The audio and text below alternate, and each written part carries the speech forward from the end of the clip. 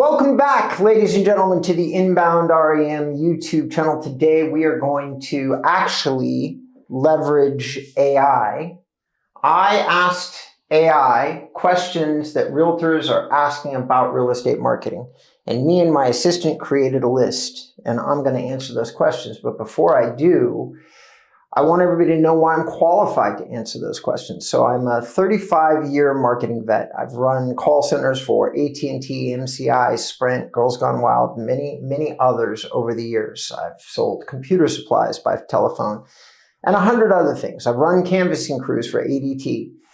And for 9 years now, I founded an inbound marketing company that focuses on real estate marketing. And we use predominantly video marketing, local marketing, and SEO to generate traffic for our clients.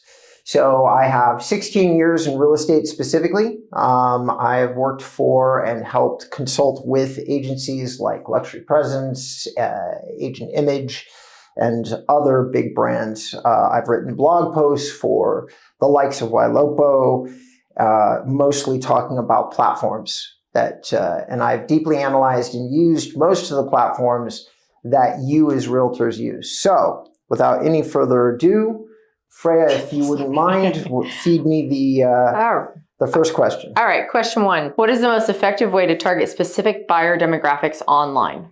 All right. So that's a great question, and there's a lot of different ways that you can target people online. The main number one way for realtors is going to be the Hanes directory, Hanes directory. The Hanes directory provides data that goes beyond, well beyond what normal directories do. An example, and I'm using an assistance today, is not only addresses and phone numbers, which you could use to build out cold marketing lists, but you could also build out warm marketing lists because they also provide property information such as details on residential commercial properties, including owners and renters. So you can even go so far as to not only figure out who is the actual owner of a property. So instead of calling that number directly, you could say who's the owner of that property if it happens to be a renter inside a house or building, and find out who the core owner is and then target that core owner. But there is no doubt that age, income, credit score, all the details that would be really, really relevant to a highly experienced real estate agent can be found with the Hanes directory. I've used it many different times. I've used their data in cold marketing campaigns, warm marketing campaigns, and everything in between. That's my number one answer, but there are many other answers to that question about how you can target demographics. Google has mechanisms, Facebook has mechanisms that have to do with age, gender, but if you really wanted old school, really precise information, the Hanes directory is where I would go. Next question. How can I best utilize social media platforms like Facebook, Instagram, and LinkedIn for real estate marketing? So this is obviously a big topic, and on individual strategies for each of these platforms, I have those answers on InboundREM.com. Deep articles, thousands of words written by professionals with my guidance that will give you very, very specific answers. But the broad answer is LinkedIn is good for... So LinkedIn is a way to get in touch with people professionally. So for those of you who are really focused on corporate movement, relocation, things like that, LinkedIn is your platform, 100%.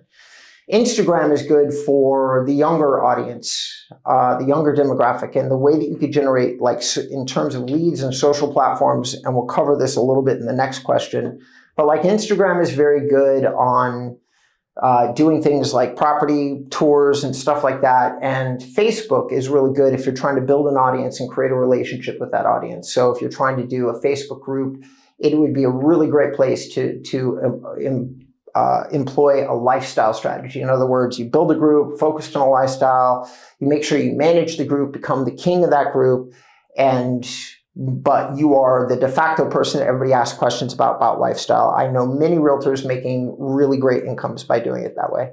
Next question. Should I prioritize creating blog posts, video content, or image-based listings? If we're talking about lead generation, right now the priority would be as follows. It would be for lead generation, it's definitely video content. For number two would be image-based listings for lead generation specifically, with a third as a priority is blogs. Now, it's important to mention that blogs these days are used to support video content. So you would build a blog post around a good video and make it very long and basically connect the strategies in a perfect world. Image-based listings is really good to promote using social platforms such as Instagram. That's a place where I would go with image-heavy listing data. Okay. What are the best practices for optimizing property listings on real estate portals? Usually each portal is individual. You probably, once again, want to leverage the InboundREM blog because I've talked about this extensively and I have some specific portal examples up there. There's a lot of portals, so it's a little bit complicated to answer this question. But usually you're looking for reviews, you're looking for tags, you're looking for how you write your descriptions. Like if you're a Zillow partner, you want to leverage their platform the best way possible, which means deep, like video listing descriptions and many 5-star reviews that you specifically get logged onto Zillow. What people don't realize is that reviews are platformic based. In other words, just because you get a review from, like I get a review from you, the person watching this video, I have to decide where I want to tell you to put that review. Very few customers are willing to put reviews in like 4 different places, as an example. So you have to focus where your review strategy is going to be. Number 1 in priority for me would be Google. Number 2 in priority would be Zillow. Number 3 in priority might be Reddit, believe it or not. That is a very specific question. That's why it's being asked. It's very important that you decide which platforms you're going to focus on and then get very good at working in that platform. How can I incorporate virtual tours into my marketing strategy? So virtual tours are interesting because in the proper format, virtual tours can actually make you money. In other words, create more leads. So you do a virtual tour for a listing that you just acquired.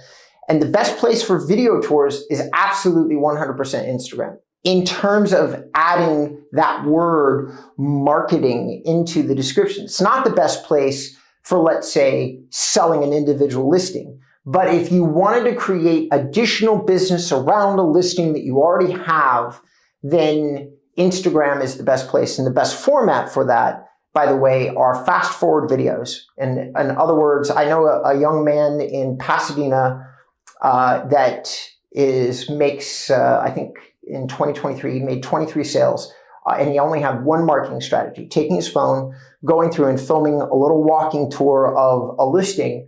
But what he would do is he would add a fast forward element to it. So when he's walking through boring parts, he fast forwarded it. So it's just like, and then it always created him lots of leads. What are the most relevant local SEO tactics to reach potential buyers in my area? Relevant in terms of local right now is 100% Google business profiles.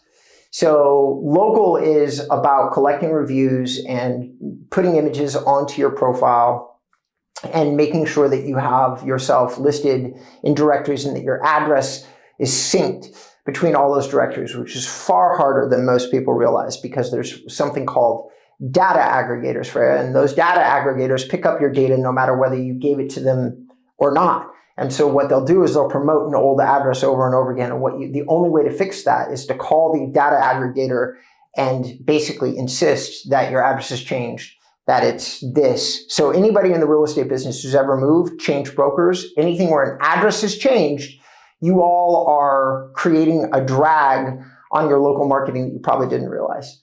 Next question. How can I measure the ROI of my marketing campaigns? This is a good question. In the first step, there's many different ways that you can measure ROI. But the main way for measuring ROI is going to be making sure, and it comes back to the realtor, you have to ask the person that you're talking to where they found you. Because most realtors, the average realtor who's been in business for longer than 3 to 4 years, has 4 or 5 different marketing strategies that they've tried. You all know what I'm talking about. Anybody watching this video. So you already know that you've tried like ZipLocal and like a website, Playster, and you've got 4 different things that you've attempted, each person promising you these big results. And you're trying to figure out when somebody calls you and says, I found you online. In order to properly measure ROI against a particular marketing strategy, the only solution is to make sure that you get very, very clear on what the customer journey was. In other words, where did you find me first? Try to get them to remember. Was it a Google search? And if so, you have to credit that Google search to what particular form of marketing generated your name being at the top of the search results for against all other Jessica Robertsons. Right? So you have to ask where you found me. And then in your brain, you have to equate that with what form of marketing was probably responsible for it. And then you have to keep a spreadsheet where you track your deals and you put something there called source. And source is where did the deal come from? If it's website, you credit it with website. And most times in most marketing, and what makes this complex is that most people have touched 3 or 4 of your platforms. I found you online someplace, and then you figure out it's a local search, but then they looked at your Google business profile, but clicked to your website, and then they went to your website. So the client may have actually forgotten what the initiation of that client relationship was. It's your job as a realtor, if you care about where your marketing spend is going, and to adjust appropriately, is to ask a lot of questions about how somebody found you and then note it on a spreadsheet. All right, next. What is the best way to generate high quality leads through online marketing? Well, that's contentious. My answer is inbound marketing. So high quality is what the message I'm going to apply here, because most lead providers are what you would refer to as lead and volume providers. They are counting on you to sort through a lot of connections. And the reason that they do that is that most realtors only measure lead generation effectiveness by how many leads they got. They're never asking the quality question. If you're only interested in high quality leads, which is what this question is online, then 100% it's inbound. Inbound goes against form in terms of what's popular inside real estate marketing. It's posting high quality answers to people's questions like this one, and doing so in video and having long blog posts that educate people about lifestyle. Because by the time somebody digs deep into your content and you answer some questions, you have a lot of really high quality reviews, so it's obvious that you're an incredibly competent professional. What really good inbound does is it gets somebody calling you and goes, essentially, I already know that you're a professional, that you're qualified. I've done a lot of research on you, and you are obviously an expert in this field. Now, I'm not 100% that you're my person, but I'm 90% of the way there. And all you need to do is answer a few simple questions and be helpful to me in this call. And essentially, it's a consultation. That's what inbound does for you, is it gives you the right to do consultation, and as opposed to selling. The sales has already been done by your marketing. You have already convinced them that you're very, very good at what you do because you already helped answer questions that relate to their area of interest. Next question. How can I use email marketing to stay connected with potential clients? The way that we use email marketing is we do market updates. So I like market updates for real estate agents because depending upon the level of expertise you have and how comfortable you are in front of a camera, the perfect update to an existing client through email is a link to a video and a small intro into that video, or bomb. Those are the best ways to stay in touch with people, because video is absolutely the #1 engagement tool online. It has been for a long time. It will continue to be so moving into the future. It doesn't matter about AI or anything else. So what you want is something where, similar to this, you're talking to your audience directly and sharing your expertise with them and saying, these are the things that I know that I think that are going to be helpful to you about the market. Like in California, we're going through a lot of fires where I live. So a really great expert would say, like online in their market update would be like, well, fires are changing the real estate perspective because 5% of Southern California is burned down.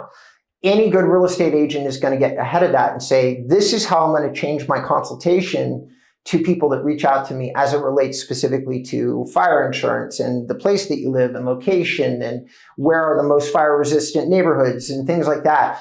And that kind of update for anybody thinking of moving into California or moving around in California is going to be incredibly relevant, make them feel like it's going to do you the favor where your existing customers, past customers, all open your emails and look for those updates, because as we all know, even if you're a homeowner and you don't intend to move anytime soon, in time, like the second that something impacts your local geography that's relevant, big sporting events, presidential visits, anything, you kind of tune into somebody that you perceive is supposed to be an expert in the locale. And then that is how, in my opinion, you easily and reliably keep an audience engaged through email marketing. Next. Should I be using paid advertising platforms like Google Ads or Facebook ads for real estate marketing?